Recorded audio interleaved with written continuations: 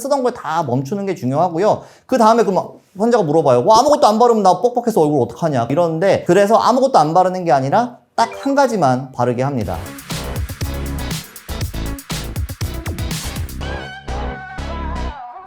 안녕하세요. 피부가 똑똑해지는 시간 피부톡톡, 휴먼 피부과 소사벌점의 피부과 전문의 원장 성기현입니다. 피부과 전문의 안인수입니다. 오늘도 여러분이 갖고 계신 많은 고민들을 해결해 보도록 노력해 볼 건데요. 원장님 혹시 중요한 세미나라든지 학회 미팅 같은 걸 앞두고 피부가 뒤집어지거나 트러블이 생겼을 때 그런 적 있으신가요? 네, 저도 뭐 그런 적이 자주 있죠. 그래가지고 저는 대비를 좀 하는 편입니다. 그런 일이 생겼을 때 언제든지 좀 대처를 할 수 있게요. 원장님만의 대처법이라든지 비결 같은 거 굉장히 궁금해지는데요. 오늘 알아볼 수 있었으면 정말 좋겠습니다. 그럼 본격적으로 바로 오늘의 피부 고민 알아보도록 하겠습니다. 안녕하세요. 저는 직장을 다니고 있는 30대 여성입니다. 요즘 피부 관리를 한다고 이것저것 여러 제품을 사용하고 있었는데 뭐가 문제인 건지 갑자기 피부가 확 뒤집어졌어요. 피부과 진료 예약은 잡아놨는데 집에서 할 수 있는 응급처치법도 있을까요?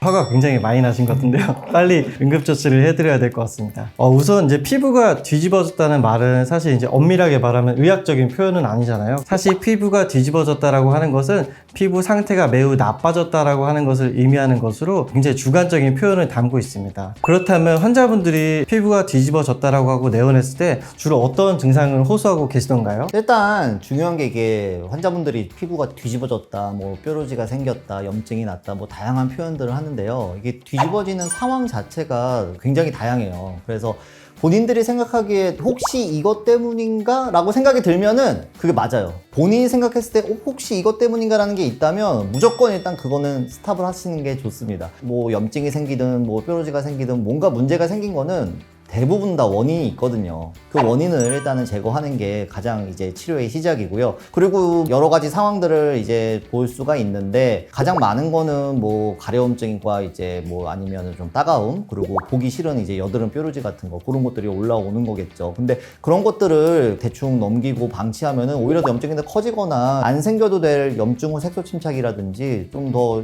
화를 키울 수가 있어요. 그러니까 조금 있을 때 빨리빨리 병원에 오시는 게 일단 중요합니다. 그 원인에 대해서 좀 말씀을 드리고 싶은 게, 일단 제가 이거는 15년 전인가 레지던스 때였어요. 그때 당시에 굉장히 잘 나가는 뭐 영화 배우, 드라마의 주연 배우였는데 여성분이셨는데 저희 병원에 방문을 하셔가지고 자기 피부 갑자기 한두 달 사이에 염증도 심하고 트러블도 심하고 모르겠다. 교수님이 하신 말씀이, 그러면 일단 의심 가는 게 있냐 없냐 그랬더니 모르겠대요. 자긴 진짜 뭔지 모르겠대요. 그러면 너가 쓰는 화장품을 다 가져와봐라, 이렇게 교수님이 말씀을 하셨어요. 그랬더니 그 배우분이 그 다음날 이제 화장품을 다 가져왔는데, 배우분은 화장품을 160가지를 가지고 왔어요. 그거를 조금씩 덜어서 등에다 붙이고 다음날 보는 패스 테스트를 진행하게 되는데 160가지를 조금씩 짜가지고 등에다 다 붙여야 되는 상황이에요. 그래서 등에다 다 붙이고 팔에도 붙이고 팔도 모자라요. 그래서 허벅지에도 붙이고 해서 싹 다 붙였던 기억이 나는데 결국에는 거기서 한 3-4가지가 나왔어요. 그래서 이제 그 화장품은 이제 너랑 안 맞는 거니까 이제 쓰지 말아라, 이런 식으로 이제 말한 적이 있는데, 이런 식으로 가장 흔한 게 이제 밖에서 접촉을 하는 거예요. 화장품이라든지 세안제라든지 뭔가 이제 접촉성으로 이제 굉장히 많이 생기고요. 보통 사람들이 이제 음식 때문에 그런다, 나 매운 거 먹고 그랬어요, 뭐 이제 나 회 먹고 그랬어요 하는데, 음식은 생각보다 상당히 가능성이 떨어집니다. 음식 때문에 만약에 피부에 트러블이 생길 거면 얼굴만 생기는 게 아니라 온 몸에 다 생겨야 돼요. 그러니까 온 몸에 다 생겼다 그러면은 이제 음식을 의심해 볼 수는 있는데, 국소적으로 생겼다 그러면 접촉성을 더 의심을 해봐야 됩니다.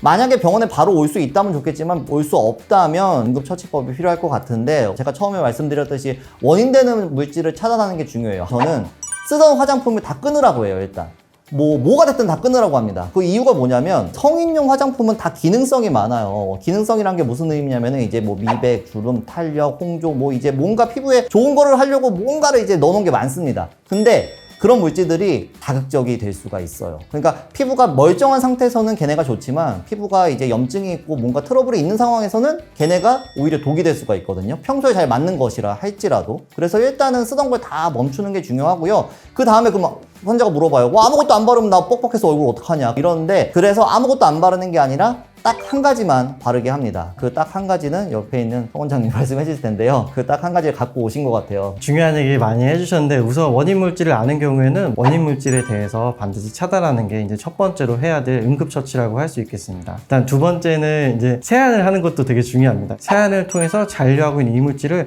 닦아내는 게 이제 두 번째로 할 응급처치라고 할 수 있겠습니다. 한 가지 예외 사항이 있습니다. 산이라든지 알칼리 같은 물질에 노출되면은 흐르는 물로 씻는 게 중요합니다. 계면활성제를 사용해서 이걸 중화시키면은 그것에 의해서 오히려 더 피부가 뒤집어질 수 있기 때문에 세안제보다는 흐르는 물로 씻는 게 중요합니다. 세 번째는 안인수 원장님께서 말씀하시려고 했던 보습제입니다. 보습제는 피부의 pH를 정상화시켜주고 그리고 피부 장벽을 회복시켜주기 때문에 피부를 튼튼히 만듦으로써 다음번 노출되었을 때 이거를 좀 막아주는 장벽의 역할을 할 수 있고요. 이미 손상된 피부를 회복시켜주는 기능도 있기 때문에 세 번째 단계로 해야 될 것은 보습제입니다. 실제로 갖고 나오셨는데 한번 어떻게 쓰는지 시청자분들한테 설명 한번 시연해보면서 하면 어떨까 싶습니다. 제가 집에서 이제 오늘 아침에 쓰던 거 가져왔는데요. 병원에서 처방받을 수 있는 건 이렇게 MD라고 이렇게 써 있습니다. MD 보습제를 이용해서 그래도 하루에 적어도 이제 두세 번 정도는 바르는 거 권장드리고 뒤집어졌을 때도 괜찮으니까 두세 번 정도 이상 바르는 거 권장드려요. 이게 펌핑 타입으로 되어 있는 거는